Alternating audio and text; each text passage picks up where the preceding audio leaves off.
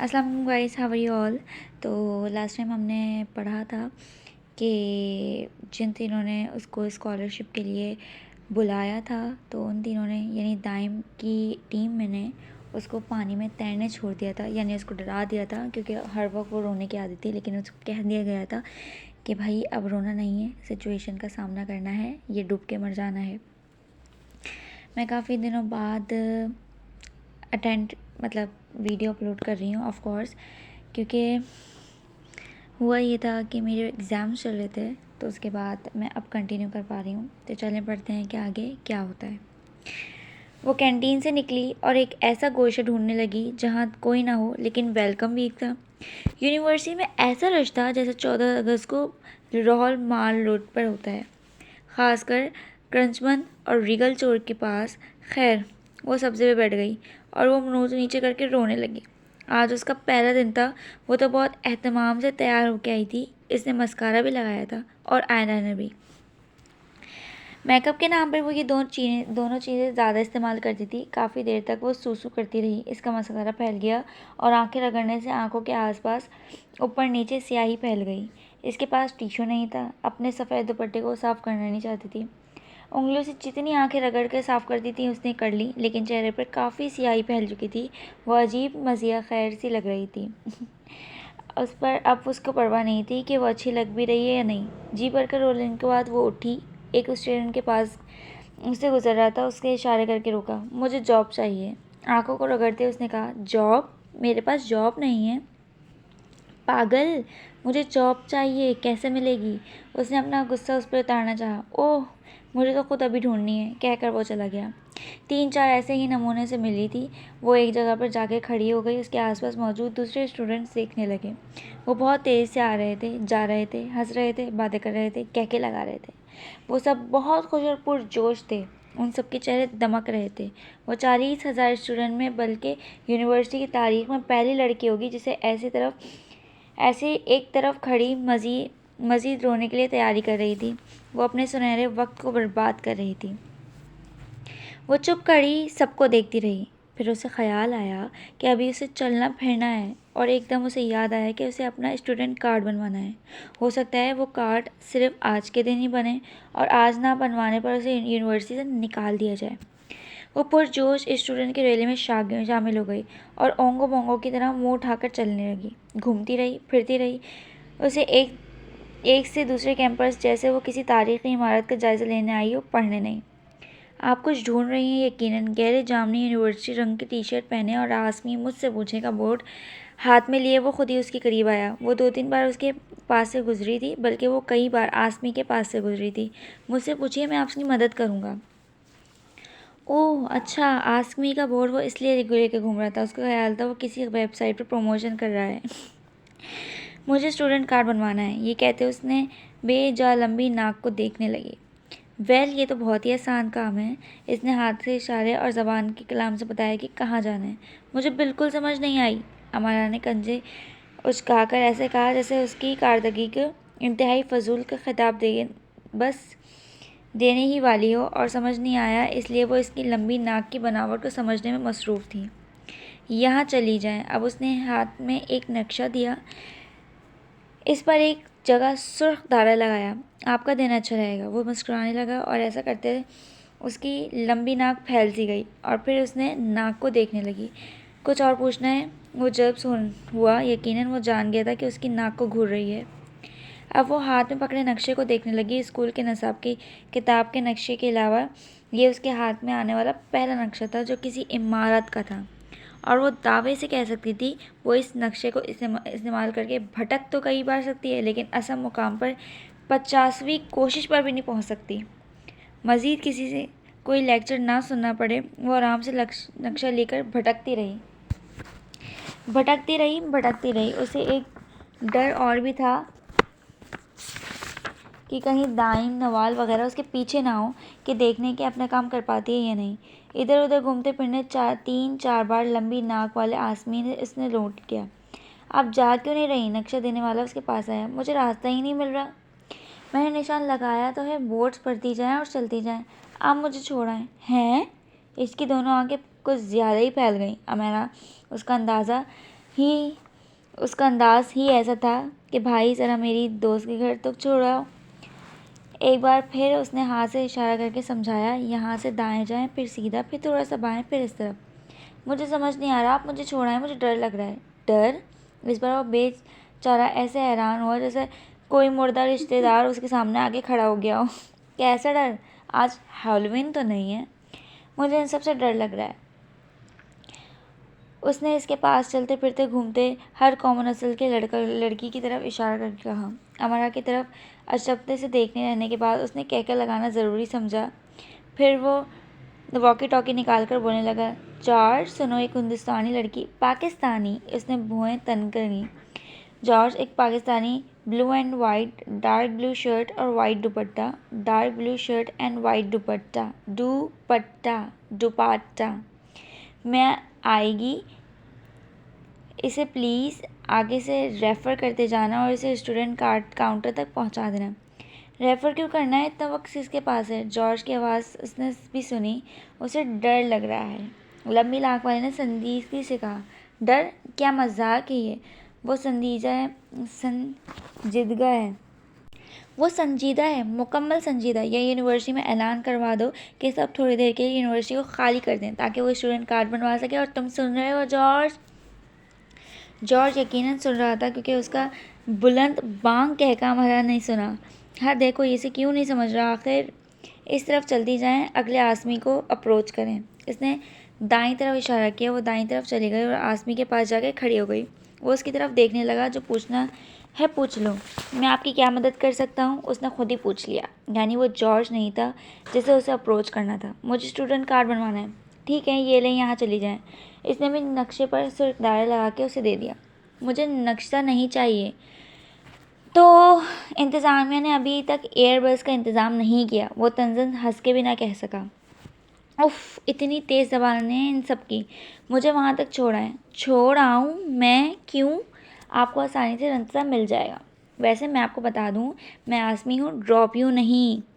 इतना खूबसूरत इंसान को किसी ने नहीं बताया था कि ऐसे तंजन बातें करते हुए बिल्कुल अच्छा नहीं लग रहा था। नहीं मिल रहा ना रास्ता? उसने आसमी को दादाजी ही समझ लिया जो उसके लाड उठाते थे, नहीं थकते थे। सब अपने अपने रास्ते ढूंढ रहे हैं, आपको भी मिल जाएगा। सब तेज़ हैं, चालाक हैं, मक्कार हैं। मैं नहीं हूँ, मैं डरपोक हूँ। उसने रवानगी से उर्दू में कहा और खामोश हो गई। सिर्फ कंधे उचकाए और बस नहीं मिल रहा। सब ज़हीन हैं, ज़िम्मेदार हैं, पढ़े लिखे हैं, ख़ासतौर पर अपनी मदद आपके कायल हैं। जवाब उर्दू में आया। उसने झटके से सर को उठाकर अंग्रेज़ को देखा जिसकी गहरी भूरी आंखें थीं और सफ़ेद सुर्ख माइल रंगत और बड़े बड़े कान थे, कुछ ज़्यादा ही बड़े कान थे। उसका वॉकी टॉकी बोला, ब्लू शर्ट वाइट दुपट्टा पाकिस्तानी नज़र आए तो प्लीज़ आगे रेफ़र करें। मैं थक गई हूँ चलते चलते, मुझे भूख लगी है। मुझे कितना और आगे रेफ़र करेंगे? ये आपका पहला दिन है? जी। आप पहले दिन ही थक गई? आसमी का बोर्ड पकड़े यहाँ खड़े, मेरा तीसरा दिन है। मैं अभी तक नहीं थका। आप लड़के हैं, आप जैसी लड़कियां भी नहीं थकती। उसने दूर खड़ी लड़की की तरफ इशारा किया जो बोर्ड लिए खड़ी थी और फिरती और चलती फिरती स्टूडेंट्स को रहनुमाई कर रही थी। आप हमसे कुछ भी पूछकर हम पे एहसान नहीं कर रहे, बल्कि हम कर रहे हैं। आप नहीं, हम थकते हैं। हम इस काम के पैसे नहीं मिलते। हम ये बोर्ड लेकर रज़ाकार दाना खिदमात पेश कर रहे हैं। आप एक बॉस की तरह हम पर हुक्म नहीं चला सकती। थक गई हैं तो सिनेमा जाकर बैठकर टॉम एंड जेरी देखें, आपकी थकन उतर जाएगी। अगर ये लेक्चर था तो उस प्रोफेसर की नाक तोड़ देना चाहिए थी। अमर ने अपना हाथ का घूंसा बनाया। आपको बात करने की तमीज़ सीखनी चाहिए। अमरा चिल्लाना चाहती थी बस, और हाथ के बने घूंसे का इस्तेमाल करना चाहती थी। आपको थकन उतरने की मशक करनी चाहिए। वो आवाज़ अंदर से ही नाक तोड़ देने की सलाहियत रखता था।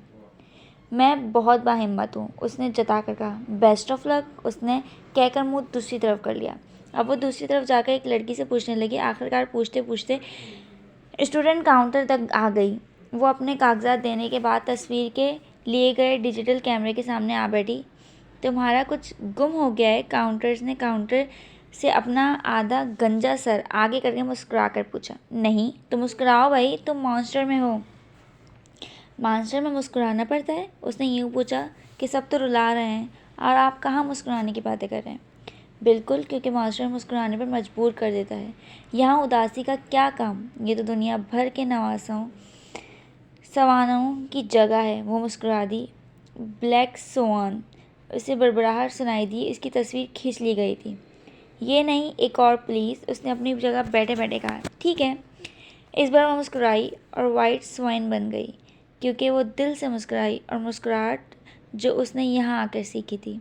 क्योंकि इसे रोने की मुश्क थी, तो यही उसकी पसंदीदा आदत बन गई थी। वो दिल छोटा कर बैठती थी, क्योंकि उसे दिल बड़ा करना सिखाया ही नहीं गया था। उसका माहौल था जो उसे मिला था। इसी माहौल की वो आदी थी। इसे नहीं बताया गया था कि जिस ज़मीन पर रेंगा जाता है, उस पर शान से भी चला जा सकता है, और दौड़ा भी। वो ऐसी रेंगती रेंगती, रोती धोती ज़िंदगी गुजारती रही, क्योंकि उसे कभी नहीं कहा गया, you are bird my dear, fly, just fly. मेरी प्यारी, तुम एक परिंदा हो, तुम उड़ो, बस उड़ो। इसे तो कहा गया था, तुम हो मनहूस हो, बख्त हो, काली नज़र और काली ज़बान वाली हो।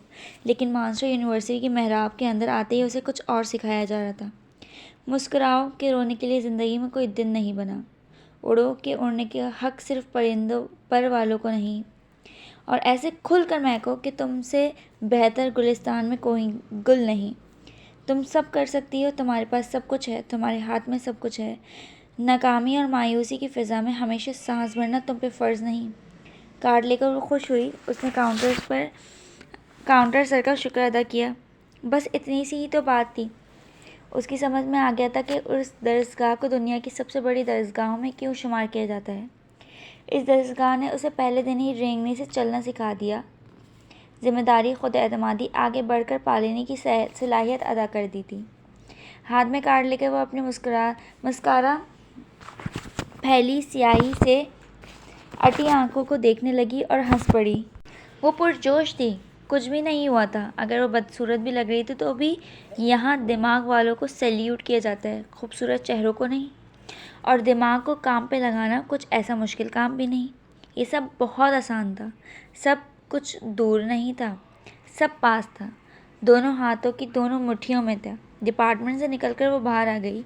दिन रोशन था, हल्की हल्की हवाएं चल रही थी, उसके बाल लहराने लगे। उसने अपना बैग का स्ट्रिप लंबा किया और उसे दूसरे स्टूडेंट की तरह क्रॉस करके पहन लिया और एतमाद के साथ चलने लगी।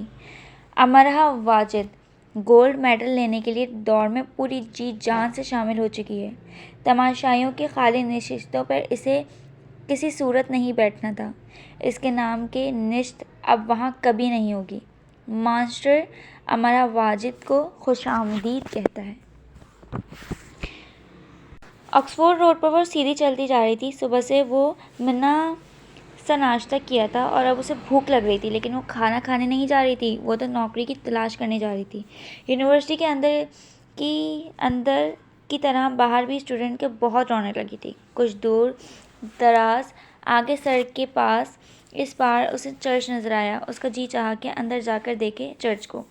फिर वो अपनी ही साइड पर चलती रही। अब वो 2 साल यहीं रहना था तो सब कुछ देख लेगी। अगर नौकरी का इंतज़ाम ना हुआ तो 1 माह बाद ही लौट जाना पड़ेगा। सड़क ख़त्म हो गई, लेकिन उसे ऐसी जगह कोई नज़र ना आई जहाँ वो नौकरी की बात कर सकती है। सड़क के सामने दूसरी तरफ उसे अब्दुल हुदा हलाल फूड की दुकान नज़र आई। सड़क पार करके वो इस दुकान में आई। इसकी टांगें काँप रही थी, भले से काँपती रहती। उसने अंदर जाकर काउंटर बॉय से बात की।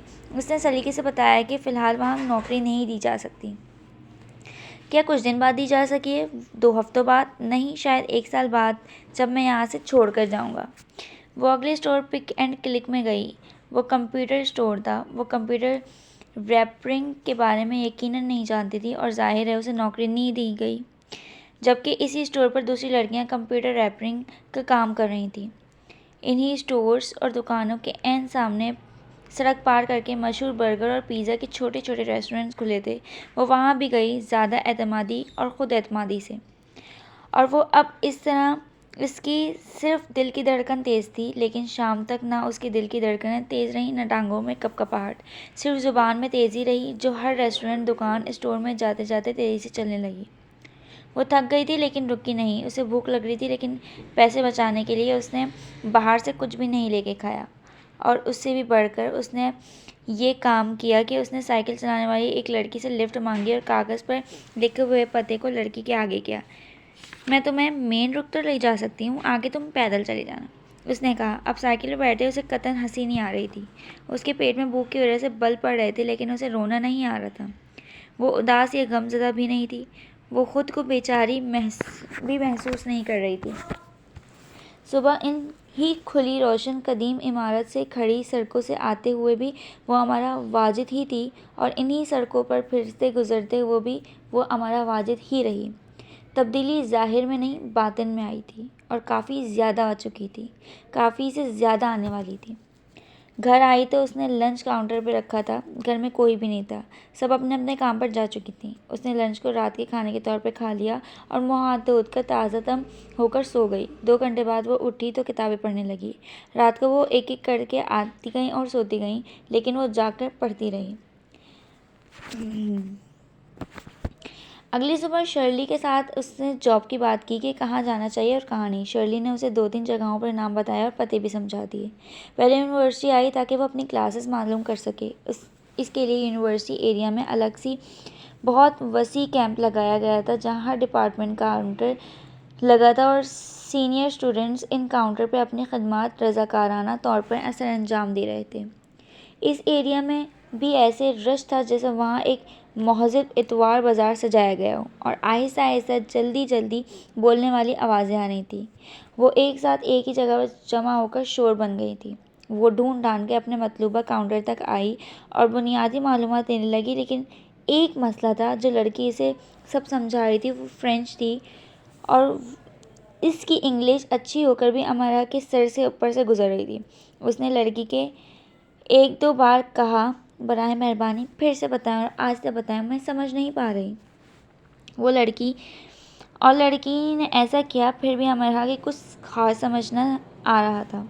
डेरिक सुनो, तुम इनकी मदद करो, लड़की ने खुश अखलाकी से अपने साथी से कहा, जो उन दोनों की तरफ लुक मोड़े किसी दूसरे का मसला हल कर रहा था। जी। डेरिक ने उसकी तरफ देखा। उसकी मुस्कुराहट और गहरी हो गई। ये वही आसमी का बोर्ड पकड़े लंबी नाक वाला था।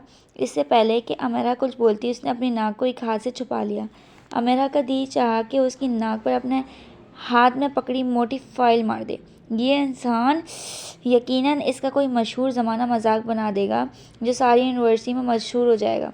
फरमाइए, मैं आपको कैसे डरा सकता? ओ, माजरत चाहता हूँ, आपकी क्या मदद कर सकता हूँ? नाक बदसवार उसने बाएं हाथ से छुपा रखी थी। अमरा ने कागज़ उसकी तरफ बढ़ाया जिस पर उसके मज़मून लिखे थे, और उसने पढ़कर दूसरे कागज़ पे कम से कम 15 मिनट लगाकर अच्छी तरह से तफसील के साथ सब कुछ लिख दिया था।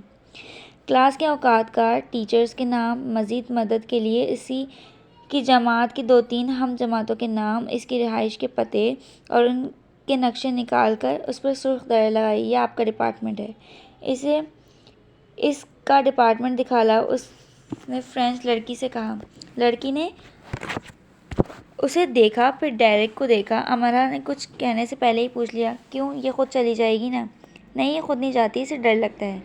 अमरा ने डेरिक के हाथ से कागज़ का झपट लिया। डेरिक के कह के उसने दूर तक पीछा किया। खुदा तुम्हारी नाक और भी लंबी करे, बहुत लंबी, आमीन। अमरा ने बद्दुआ दी।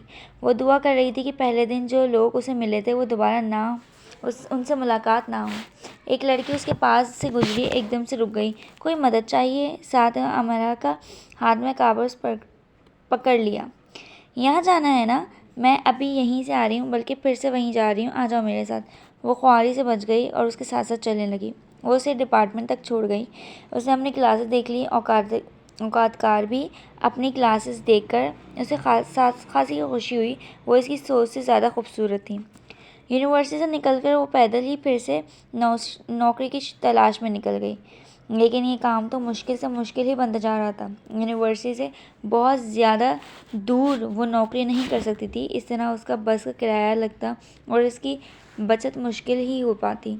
इसकी क्लासेस शुरू हो गई, लेकिन काम नहीं मिला। उसे परेशानी थी कि अगर वो काम न ढूंढ सकी, फिर से उसे दाइम का लेक्चर सुनना पड़ेगा। और वो अपनी जगह ठीक था, लेकिन अपनी जगह गलत वो भी नहीं थी। वो अनथक कोशिश कर रही थी।